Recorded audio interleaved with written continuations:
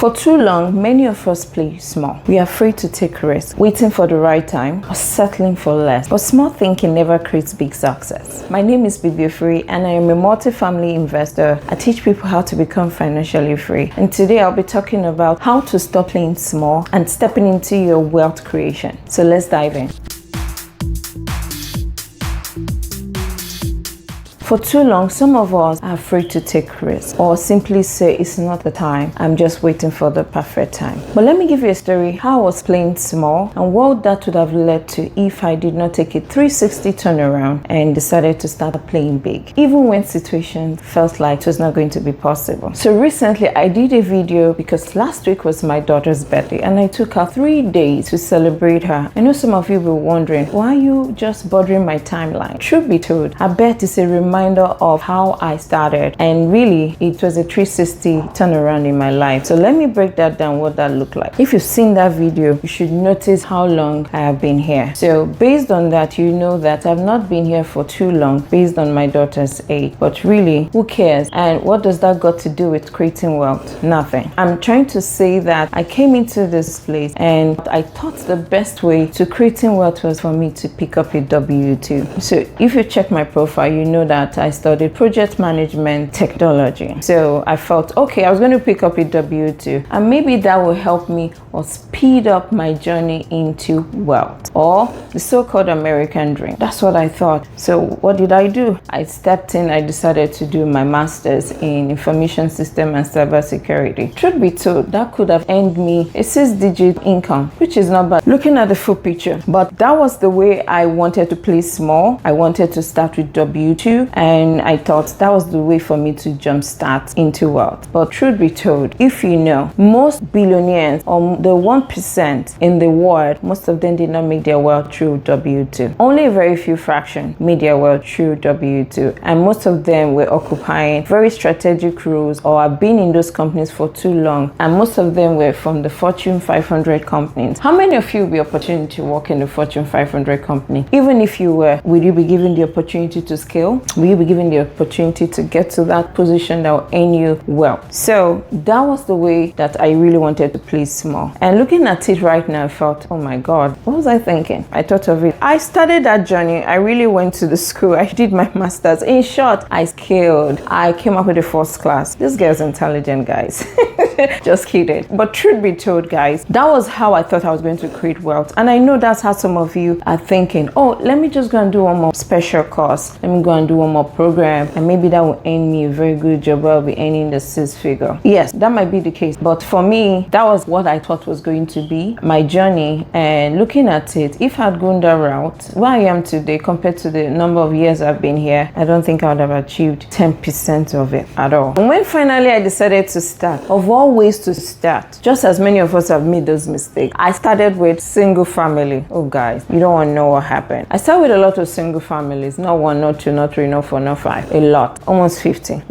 With those single family, we did some fix and flip, we did some vacation rental and all that. I thought I was living my dream. I thought I was living my life. And then when I used to pass the apartment properties, I used to say, oh, those are for the billionaires. I don't think I fit into that bucket. I never thought that I would own such a property because I had this mindset that I cannot play in that league. That was way out of my league, girl. Girl, relax, chill. That's what I was telling myself until I decided to do a 360 degree. I'm going to tell you how that happened. But before we go there, I would like to go through what does playing small look like. Some of us might feel we're playing big, but in reality, we're playing small. It could be that you are settling for a paycheck rather than going the route of passive income. Some of you are guilty, right? And for those of you that are already investing, you are afraid to ask investors to trust you. Is it possible that you can be trusted? Or you think you do not deserve their trust? Maybe. I used to be like that. I used to feel that nobody would trust me. Multifamily is male dominated, really. I'm not a male, I'm a black, I have an accent, just name it all. All the odds were against me or are still against me. But did I allow that to deter me? No. Some of us are really afraid to ask our investors to trust us. I was that that way before, but now I'm not asking them. Some of them are asking for them to be part of what I'm doing. That is the difference. Another point is playing small might just look like you not taking advantage of education or even network, because truth be told, the more education you have, the more confident you'll be. So if you're not taking advantage of education, then you will never be confident. You feel that you do not belong in that league. You feel that you do not have a seat on the table. But education will have a way of boosting your confidence or networking with people. It's a like-minded attract. Iron sharpened iron. Just being in the right room can just make your mindset of playing small become bigger. That's it. One very interesting one that I know that you are guilty of. Waiting for the perfect time. I have a cousin that is guilty as charged. If you're listening to this, my cousin, this is for you. 2021, you've been saying that, oh, I'm going to invest. Oh, I'm just waiting for this. Right now, you're earning the 6 figure, but you're still not investing. Are you in those category of people that are always waiting for the right time? The last I checked, houses that were worth 200 are now worth 400, 500,000. So when will that perfect time really come? Or is there really going to be a perfect time? Not too long ago, we're dealing with pandemic, and some of us were saying, oh, after the pandemic, I will start up. After that, we went through a very bad inflation. Inflation in the US was 9.2%, although not as bad as in the 80s, but really that was bad considering where we are right now. 9.2, and some of us said, oh, inflation is so high, I can't buy anything, pencils down, I'm going to be on the edge, on the sideline, and I'll wait. That is gone. Right now, I don't even know what season we are currently, whether it's stagflation or whatever that is, and some of us are still waiting. Do you know how old a child would have been if given birth to in 2000? That child by now would have become 5 years. A 5-year-old child can literally do a lot for herself or for himself. It's like you just doing a little more compared to if that child was 2 or 3 years. That is how your investment would have been. The most difficult time would have been when you were starting up the first 0 to maybe 3 years when the child is a toddler. But from 5 years, the child is already in kindergarten, and it's a little easier than how it was previous years. That is how the investment would have looked like to you. By now, you should have started making sense of what wealth really look like. I was seeing the light at the end of the tunnel. If you're still waiting, it's up to you. So how did my mindset shift? It did not just happen in seconds. It took time. It took so many things to happen for there to be a shift. So like I said, I was going the route of W-2, trying to become someone in the IT industry, information systems, cyber security. That's what I wanted to be. And that would have earned me 6 figures, right? But how did I switch from that to what I'm doing currently? For those of you that do not know me, like I said at the beginning, I'm a wealth creator, and I create wealth through multifamily investment, and I teach people how to do the same. So how did I switch from being just someone that wanted to do a W-2 with all the right intelligence, and yes, sure, I would have tried, having to say, okay, I feel this is the right track, I'm going to go through the burden of starting from zero and getting to who I am and still striving. It happened from just being hungry for more. I woke up one day and I was like, no, I think I can do more. I was not satisfied with the status. That was the beginning of the shift. Not being satisfied with the status quo. Even till now, I'm still not satisfied with the status. I always challenge status, and that's what keeps me going, and that's what keeps me moving. That was how my mindset shift started. Being unsatisfied with the status quo. After which, it created hunger. Hunger for more. Hunger to know. And that hunger to know led me into looking for education. Are there better ways of doing things? Do I have the skills? What do I lack versus where I'm going to? The idea is I needed to prepare myself to the dream that I was trying to create, to that path that I felt that would get me to my financial freedom. I needed to prepare myself, and one of the ways I wanted to do that, or I did that, was through education. The more we talk about it, it feels like it doesn't make sense. Is, in short, the pillar to wealth creating. The more educated you are, the more you make right decisions, and that's what has been keeping me going. And that's why we spend the time to create this type of content for people like you, because that was what helped me to my complete mindset shift. I went further after having the hunger to educating myself. Then I started looking for people that are way ahead of me, like mentors, coaches. I started looking for them to keep the momentum going, because it's possible that I am not enough to sustain that hunger. Yeah, it's possible. And I know some of you are in that category as well. You need this constant push, constant somebody in your life that is just making you look ahead and saying that you can do it. I did it. You can do it. This is the way I did it. But don't do it this way. Do it this way. There are better ways of doing it. That was what I started doing. doing. I moved from just the education to looking for someone to guide me, to minimize my mistakes. And I would like to say this, the most important thing that I did was faith. There was a question that one of my colleagues asked me. She said, "Baby, how do you do this? How do you get to close deals every year and don't have issues?" I said, "No, there are always issues. Capital raising has become very, very difficult to close on deals, but we still find ourselves closing on deals." And I told him that most of what you see here, a lot has been done at the back end. There's a lot of preparation that have been done for this to manifest. And one of the biggest preparation I do, and sorry for those of you that do not believe in anything, for me it's been my faith. I spend most times on these two knees asking for direction. I don't sound spiritual, but really that was the major thing that helped my mindset shift, the faith. Because really you also need someone that will guide you. You need that supernatural guidance, because no one knows tomorrow except him. So why do I want to spend more time working so hard when I can just go down on my knees and ask for direction and he will just guide me and I just walk into it? Yes, there will be stumbling blocks, there will be issues, there will be this, but it will not be as bad as someone with a compass. Being with a compass does not mean that you will not get missing or you might not go the wrong way, but having the compass creates some kind of relief that I can find my path. If I really want to use that compass, I can find my way to my destination. That is what faith does to me. Directs me, it finds my way. So I do not just stop in the physical, I do some other things in the spiritual, and I do them on my knees, asking for direction. And the last thing is confidence. No one wants to do business with anyone that is not sure what they are doing. If you know me, you know that I am very confident,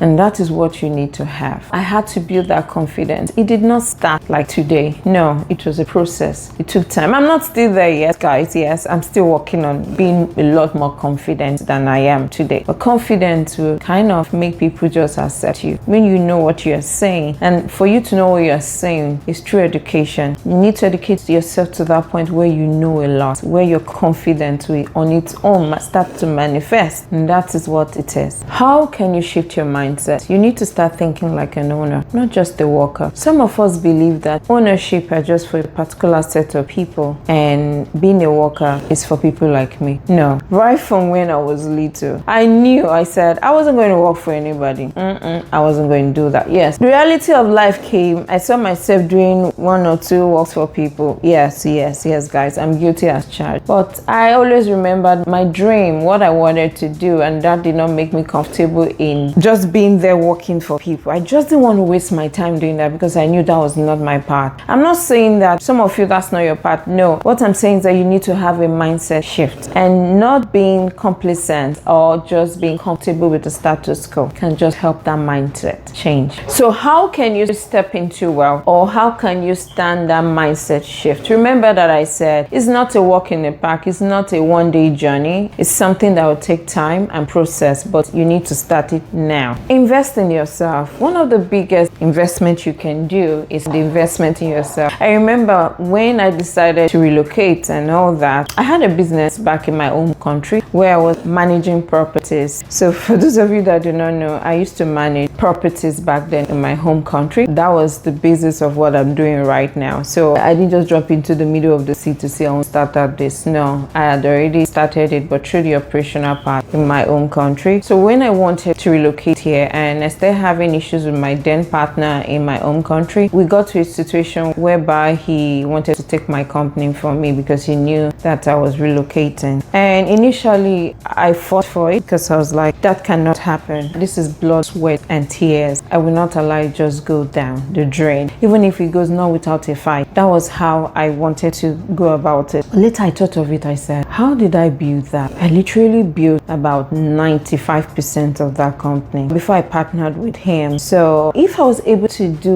that, then it meant that I was the value, not the business. It meant that I had the knowledge. All I needed to do was to replicate it somewhere else. So I was the most important thing in the entire process. And that is what educating yourself would be. It will give you knowledge, wisdom, and it make you very, very valuable. And multifamily just helps me understand that fact every time, because the beautiful thing about multifamily is the more valuable you are, the more you earn. That is, the more you are able to bring on the table, the more you'll be able to get more equity on a deal. So for example, if I'm able to go through the acquisition process, like get a deal, put it under contract. And I have the skills to manage that deal. And I also can raise money from investors to purchase the deal. And I have the network to guarantee the deal. Do you know how massive your equity can be like if you have those different aspects and you can bring them on the table? Do you know what that will look like for you compared to someone that does not have any value, nothing to bring on the table? In short, you will not even have a table to sit on because nobody wants a liability. If you can't bring anything on the table right now, nobody wants you. I think I was the only one that was allowing people to come on deals without even knowing anything. But that was in the past. No more again. It's not going to happen. But truth be told, nobody will invite you to the table if you're not offering anything. And how can you offer something if you do not educate yourself or empower yourself through education or join a community or have a mentor or have someone that will guide you? You will not be able to accomplish this. Another concrete that you need to take is leveraging on OPM. Like I said at the beginning, I thought that those multifamily apartments were for the billionaires, were not for people like me. But the moment I got to understand the secret, OPM, other people's money. Literally, I really do not have to have the money, but I can leverage on other people's money. The moment I understood that that was possible and that could earn me my way to financial freedom, voila, that was all I needed. That was it. So when I tell people that I started with no dime, because the girl was broke. In short, broke was even ashamed of me. I was so broke. So for a lady that was so broke, was starting afresh from zero, looked like this, with an accent, in a male-dominated industry, in short, with the entire world turning its back on her, then I see no reason why you should have any excuse. Because if it's money, I didn't have it. I did not. I leveraged on other people's money. So like some of you know, I started out leveraging on my partner's money. He had the money, I had the experience, I had the equity, the effort, I had the time. I brought that, he brought the money, and that's how we started. And that's how we've been doing it. Most of the properties we do, although we now invest a little of our monies in those deals, but the bottom line is we use other people's monies to scale, and you can do the same. And that's the way we are able to build wealth, especially in a place that have a system and process. Once you understand the trick of using other people's money, you will grow. In short, it's going to be a mindset shift. You don't have to have that money, and that's the truth. You don't have to have money to do what I'm doing, but you need education. You need to know the right people. You need to be in the right community. You need to have the right guidance. You need to have a mentor and a coach, and you need to bet on yourself. Take that step. So the first deal is never perfect, but you need to just take the right step. You just need to take the next step. So for me, I'm a very heavy risk taker, but I take calculated risk. For my colleagues, you guys know that I take risk, very serious risk. Sometimes you guys say, I hope baby knows what she's doing. I'm sure most of you, the reason why you give me that type of confidence or trust is because you know that whatever risk I'm taking, they're calculated risks and they're based on numbers and facts, not based on emotions. No, not that. They're based on numbers. No matter how bad it is, the numbers must say the story. So that's what I'm trying to communicate to you. Take risk, but you must calculate it. Don't take useless risk, because there's some very useless risks that you should not take. The risk level should be considered. What type of risk level are you comfortable with? Maybe you start out with that. As you keep building the educational part of it, then you might start increasing your risk, because now you know more. You know how to mitigate some challenges. So take calculated risk. I've been able to take calculated risk from someone that literally had no one here, started from ground zero. Is there anything worse than ground zero? Minus 0.0000. For someone that started like that and has been able to build wealth over 1,200 units in a short time span with little of her money in them, and has been able to generate very good net worth,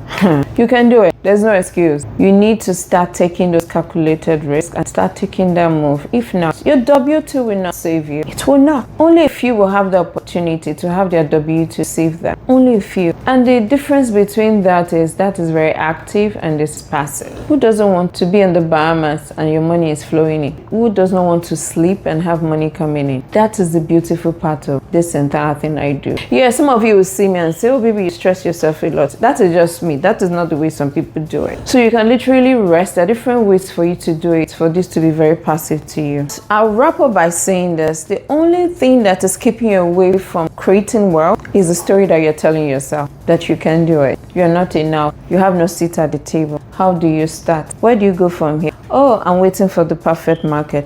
Oh, there's inflation. Oh, there's recession. Oh, the policy. Are you not tired of the story? Stop shrinking and step into your seat and start playing big, because playing big is for everyone if only you can step. It was not created for some people, it was created for everyone. But are you ready? Do you think you can do it? If you are, I would like to connect with you. My name is Bibi Ofiri and I am on different platforms. We are on YouTube as Bibi Ofiri and we are on Facebook also as Official Bibi Ofiri, and our group on Facebook is Blue Ocean Multifamily Group, and our page is Official Bibi Ofiri. You can also find me on LinkedIn as Bibi Ofiri and Instagram as Bibi Ofiri. And for those of you that have not, or you're thinking, okay, I'm ready to take that route, I want to start building wealth, you're lucky. If you're ready to start up on your journey, start playing like the big boss. Nothing should stop you. I look forward to hearing from you. Until the next, I'll see you on my next episode. Bye.